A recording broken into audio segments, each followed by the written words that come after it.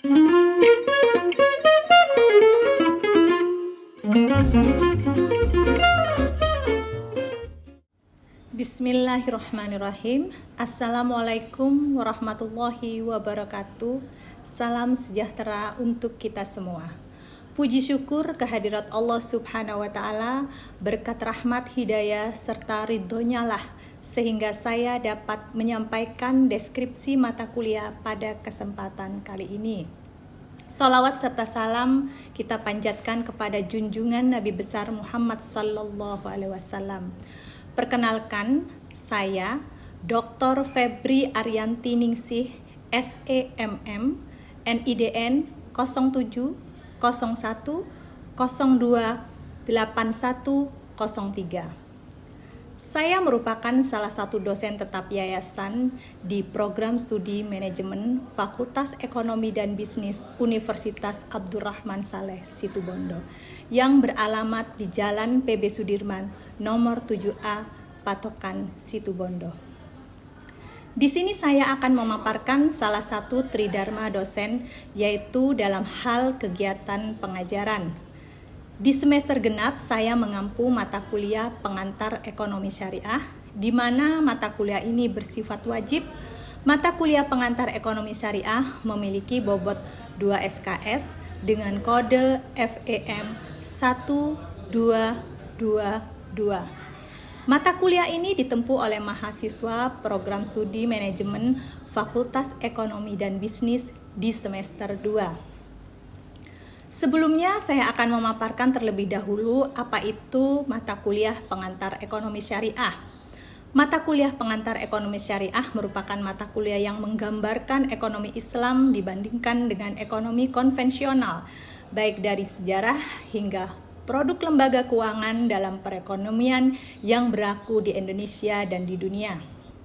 Adapun topik mata kuliah pengantar ekonomi syariah diantaranya membahas: pertama, membandingkan filosofi dasar ekonomi Islam, perbandingan ekonomi Islam dengan ekonomi konvensional, membandingkan pemikiran ekonomi Islam, mengatur harta dan kepemilikan dalam Islam, membandingkan riba, gharar, maisir dalam Islam, membandingkan konsep uang dalam perspektif Islam, mengatur perilaku konsumen, mengatur perilaku produsen, mengatur mekanisme pasar dan ketidaksempurnaan pasar, merumuskan kebijakan moneter, merumuskan kebijakan fiskal, menyesuaikan zakat dalam ekonomi Islam, merumuskan bank syariah, menyesuaikan produk-produk perbankan syariah.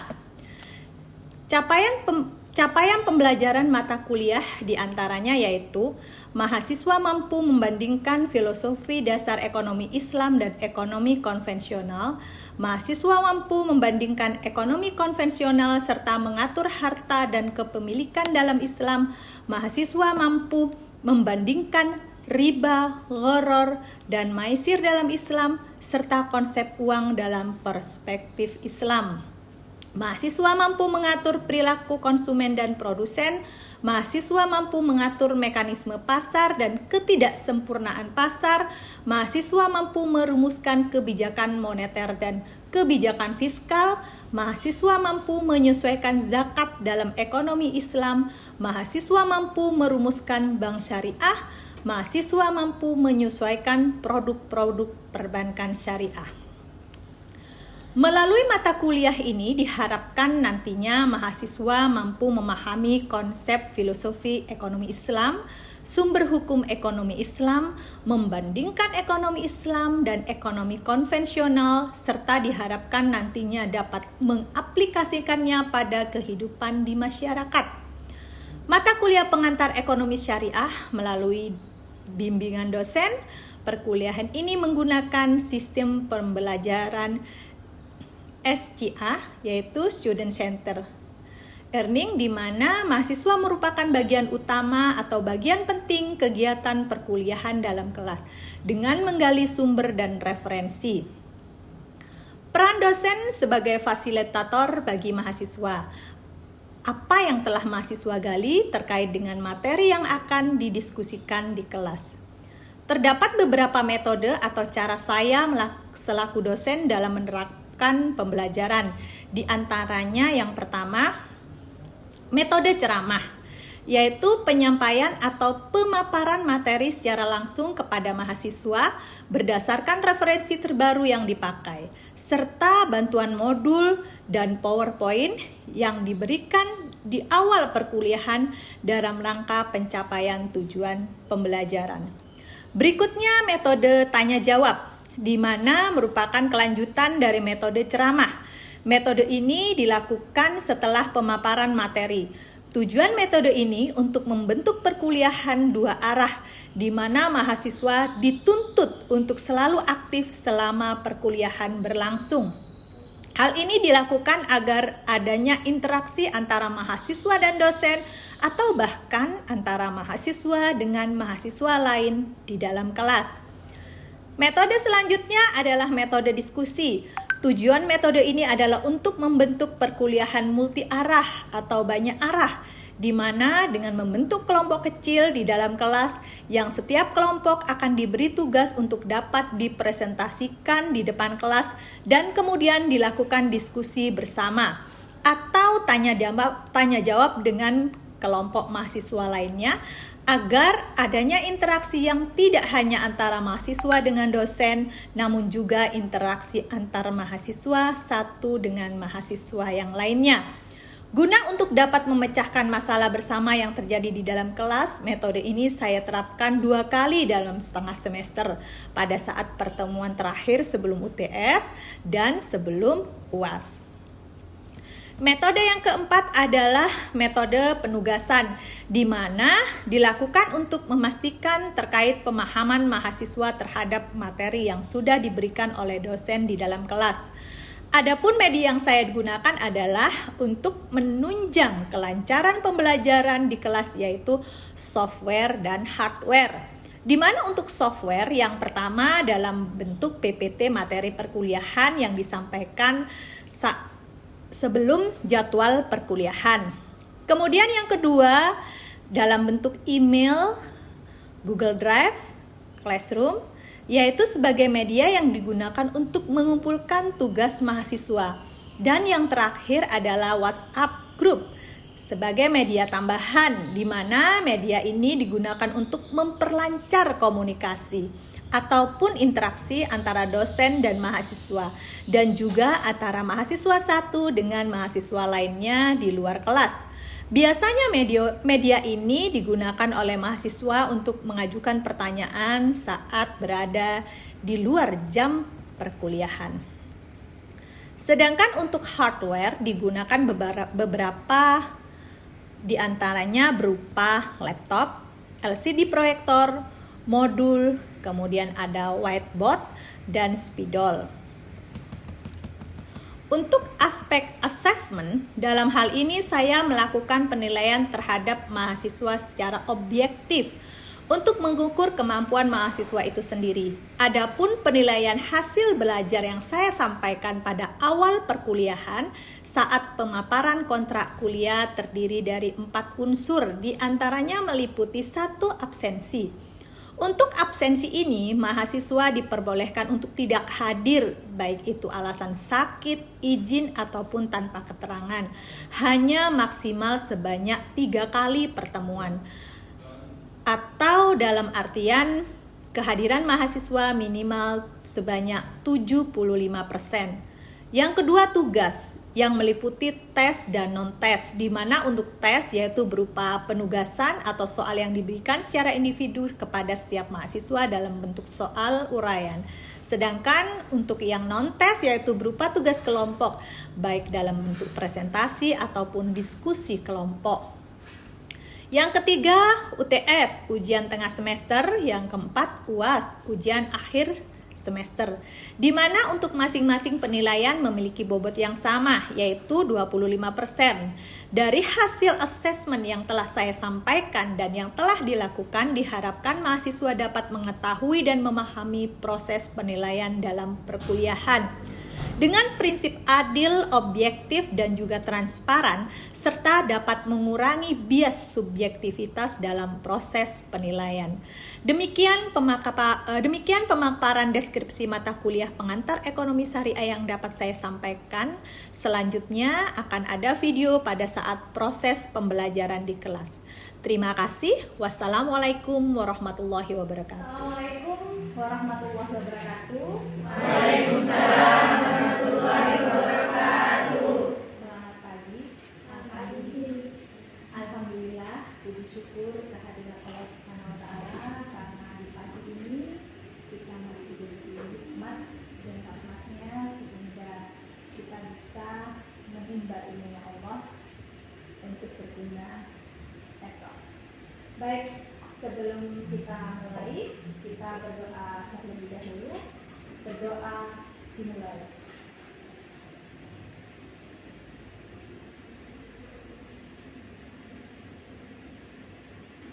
Selesai. Oke. Terkait dengan absen, seperti biasa, saya absen Anda nanti di Sepima ya. Di Sepima silakan cap di grup kita terkait dengan kehadiran. Kemudian akan saya absen di Sepima. Kemudian hari ini kita akan belajar bersama tentang bank syariah. Sebelum masuk ke bank syariah, minggu kemarin kita sudah membahas terkait dengan zakat. Zakat, pengertian zakat itu sendiri, macam-macam zakat, kemudian siapa yang berhak menerima zakat, 8 asnaf ya, kemudian setelah itu apa bedanya zakat dan pajak gitu ya, minggu yang lalu. Nah, sekarang kita membahas tentang bank syariah. Bank syariah itu yang pertama, konsep dasar bank syariah. Awal praktek perbankan, zaman Babilonia, Yunani dan Romawi, itu awal adanya praktek perbankan. Awal adanya praktek perbankan ini itu nggak seperti sekarang ya, serba modern canggih, semua serba IT ya. Kita hanya cukup barcode lah, cashless lah, ya kan? Kalau zaman dulu enggak. Nah, zaman dulu itu ada uang tapi hanya untuk tukar-menukar barang ya. Kemudian dengan berjalannya waktu ada yang menyimpan uang itu sendiri, kemudian ada yang meminjam, dan bergeraklah menjadi bank atau ya perbankan yang ada sistem bunga ya. Kemudian pada abad 20 ada wacana perlu bank syariah yang bebas bunga sesuai dengan syariat Islam. Karena Islam zaman modern sudah hadir. Ya. Mereka tidak berharap adanya bunga, mereka berharap membawa kemaslahatan seperti itu. Kemudian kehadiran gerakan Islam modern bertujuan untuk berlandaskan. Jadi lembaga keuangan ini yang mereka inginkan berdasarkan Al-Quran dan hadis. Dasarnya, ya kan ya, dasar dari ekonomi Islam adalah Al-Quran dan hadis itu sendiri. Kemudian dasar hukum perbankan syariah. Nah, dasar hukum perbankan syariah ini sampai saat ini sudah digunakan, yaitu Undang-Undang Nomor 21 Tahun 2008 tentang perbankan syariah. Di sini bank syariah segala sesuatu yang menyangkut tentang bank syariah dan unit usaha syariah mencakup kelembagaan, kegiatan usaha serta cara dan proses dalam melaksanakan kegiatan usahanya. Ini berdasarkan pengertian dari Undang-Undang Nomor 1 Tahun 2008 tentang perbankan syariah. Nah, ada unit usaha syariah, biasanya disebut UUS. Biasanya ini ada di bank konvensional. Namun dia juga punya kegiatan usaha syariah. Contohnya adalah Bank Jatim, ya, kemudian BCA, ya. Biasa itu bank-bank konvensional. Nah, entah ya kalau BCA apa sudah spin off atau tidak, tapi yang jelas kalau Bank Jatim itu belum. Contoh ya, Bank Jatim itu punya namanya Bu, di situ Bondo nggak ada, gitu ya, nggak ada untuk bank syariah Bank Jatim. Ada di mana? Di bank konvensionalnya itu juga melayani untuk tabungan syariah. Oke? Kemudian bank syariah secara umum lembaga keuangan yang usaha pokoknya memberikan kredit dan jasa lainnya dalam lalu lintas pembayaran serta peredaran uang yang beroperasi sesuai dengan prinsip-prinsip syariah. Oleh karena itu, usaha bank akan selalu berkaitan dengan masalah uang sebagai dagangan utamanya. Ini kalau bank syariah BPR tidak diperkenankan melakukan lalu lintas pembayaran. Ya. Kemudian bank syariah itu sendiri apa? Bank syariah itu sendiri berdasarkan Undang-Undang nomor berapa? 21 tahun 2008. Jadi bank syariah adalah lembaga keuangan yang menjalankan fungsi perantara atau intermediary dalam menghimpun dana masyarakat serta menyalurkan pembiayaan kepada masyarakat sesuai dengan prinsip syariah. Sama halnya bank konvensional juga sama kan? Jadi bank itu intermediary apa? Perantara.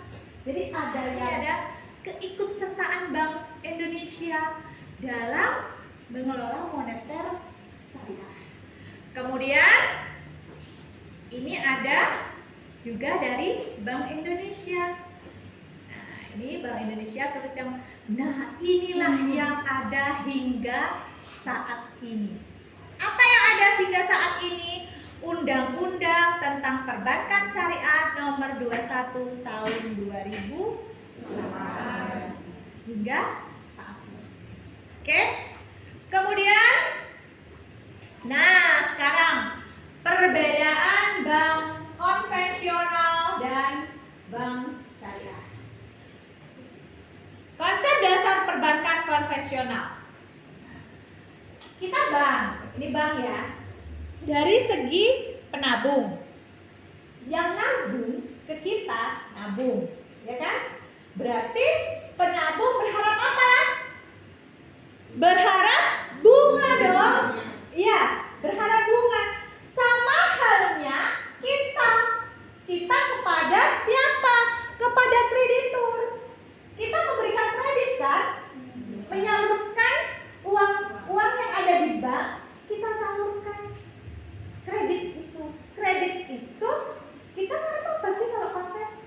Satu kan ngarep bunga. Oke. Kemudian bagaimana dengan yang bank syariah? Nah, bank syariah bukan bunga, tetapi bagi hasil, ada nisbah bagi hasil di sana. Apa sih Bu nisbah bagi hasil? Begini ceritanya. Oke. Nisbah bagi hasil adalah prosentase profit sharing terkait dengan usaha yang dijalankan. Bagaimana maksudnya usaha? Berbeda untuk juga mau beli gerobak tadi, sepeda motor, untuk biaya sekolah, untuk haji, untuk umroh, talangan-talangan itu, nah, itu berbeda. Ya, kemudian profit oriented, falah oriented. Nah, profit ini kan hanya keuntungan aja. Kalau falah ini untuk kesejahteraan, untuk maslahat semua umat. Tapi kalau ini yang penting untung. Kemudian hubungan dengan nasabah dalam bentuk kemitraan. Kalau ini antara debitur dan kreditur. Kemudian penghimpunan dan penyaluran dana harus sesuai dengan fatwa Dewan Pengawas Syariah. Kalau ini tidak terdapat dewan sejenis. Ya. Nah, kemudian disinilah pembedanya. Nah, di struktur organisasi saya jelaskan. Di struktur organisasi, organisasi untuk bank konvensional dan syariah ya. Di struktur organisasi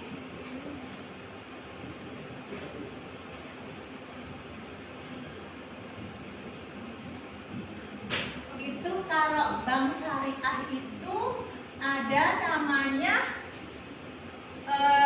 DPS. Nah, DPS ini harus paham terkait dengan kesyariahan. Dewan Pengawas Syariah. Nah, kalau yang bank konvensional tidak ada. Struktur organisasinya bagaimana? Kalau perusahaan itu berupa PT, berarti ini ada namanya RUPS, Rapat Umum Pemegang Saham. Kemudian di sini ada manajer ya, manajer atau direktur. Ini direktur yang mengelola. Nah, di sini ada yang mengawasi.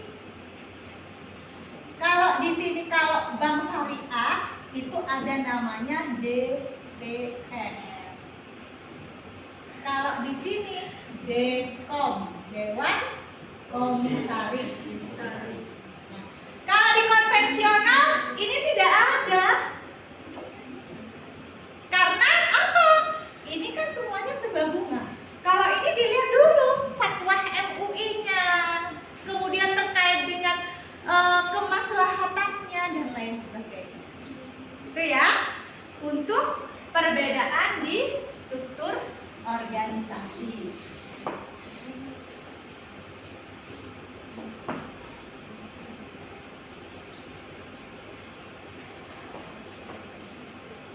Kemudian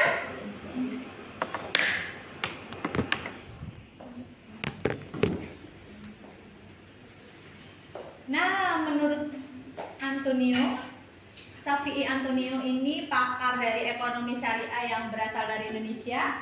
Dia menyampaikan bahwa perbedaan juga ada terkait akad dan legalitasnya. Yang pertama, dalam bank syariah itu konsekuensinya tidak hanya di dunia, tetapi di akhirat juga, ukhrawi juga.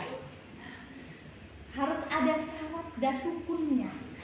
Rukun dari sebuah akad, ada penjual, ada pembeli, ada barang, ada harga, ada ijab qabul. Maksudnya Bu, kok kayak nikah barang ya? Contohnya begini. Contohnya ada nasabah mau beli mobil ke bank syariah. Bank syariah punya enggak showroom? Enggak punya kan? Bank syariah enggak punya showroom, tapi nasabah butuh mobil. Bagaimana caranya? Caranya adalah bank syariah harus menguasai terlebih dahulu mobil itu sesuai dengan permintaan. Bu, gimana kalau sukanya di dealer A, mobilnya sudah di sana, terus kita bank syariah yang membeli ke sana, atau kita buat akad lagi, yaitu akad di mana kita memberikan wakalah, akad wakalah mewakilkan nasabah untuk membeli. Tapi potensi kepemilikan oleh asing, SDM belum rata, kemudian permodalan yang belum kuat. Oke, sudah ya.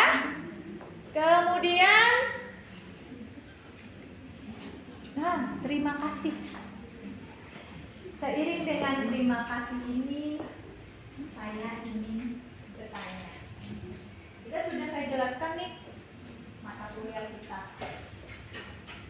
Di sini di mata kuliah kita ini tadi dijelaskan macam-macam perbedaan antara bank syariah dan bank Konvensional. dari segi struktur organisasi, apa sih yang membedakan? Bisa ada yang jawab? Ya Mbak?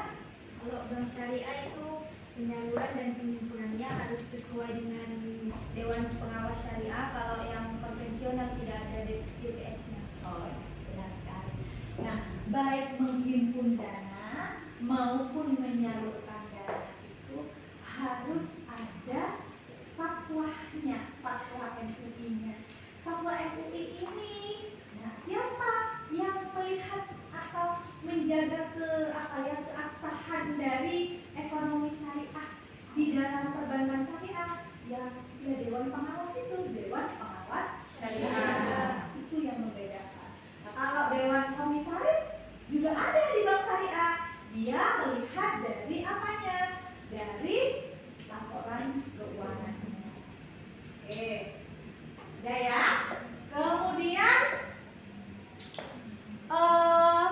tadi sudah dijelaskan banyak hal. Sebelum saya tarik kesimpulan, ada yang mau bertanya?